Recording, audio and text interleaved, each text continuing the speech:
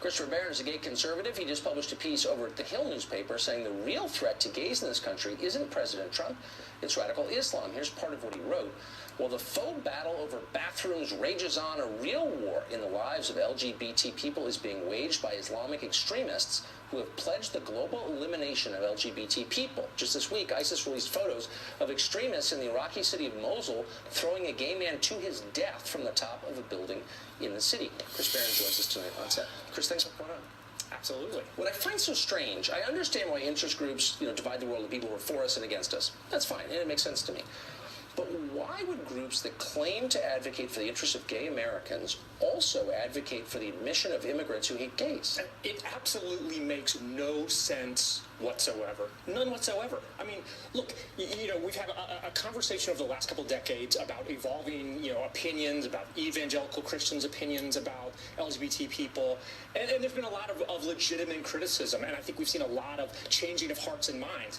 Meanwhile, the left has completely and totally ignored the fact that Islam has a serious problem with gay people. We're not just talking about, won't let people use the bathrooms that they identify with. We're talking about not baking a cake for the wedding. This is throwing gay people off of buildings, killing them. You look at the countries in the Middle East and their positions on LGBT people. It's illegal to be gay in Iran. The penalty for being gay in Iran is death. This isn't just we don't like you.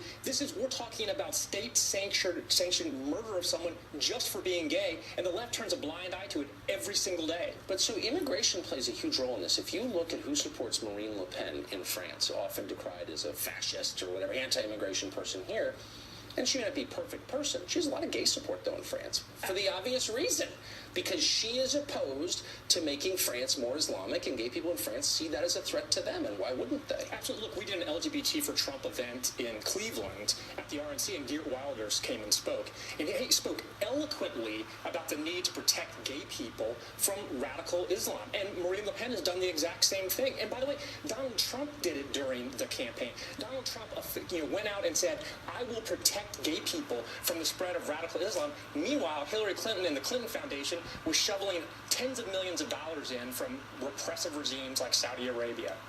I never understood that. How do you get a pass from Human Rights Campaign if you're taking money from the Saudis? I also never really understood why the Orlando nightclub shooting, which killed a ton of gay people, a Muslim guy, the extremist did, I never heard anything about it from that angle here in Washington from the organized gay groups. I don't understand why. Well, again, because they put politics over policy. They really have become, the Human Rights Campaign is a de facto, LGBT wing of the Democratic Party.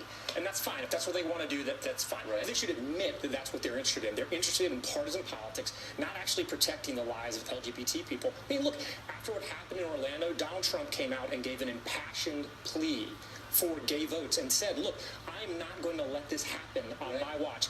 And did the Human Rights Campaign say, look, we got our disagreements, but we applaud, candidate Trump for this? No, they attacked him for it. They attacked him for coming out and saying that. It made no sense whatsoever and is nothing but pure plain politics. And long term, it can't work for the Democratic Party. You can't seek to appeal to two groups who are at basic odds with each other. The gay left is making a suicide pact with the Democratic Party right now. If they think that the future is that we need to have radical Islamic extremists coming to this country, as long as they want, let me tell you what, that ain't going to end well. No, it's not. It's just so obvious, and nobody ever says it, and thank you for saying it. Absolutely. Barron, good to see you. Good to see you.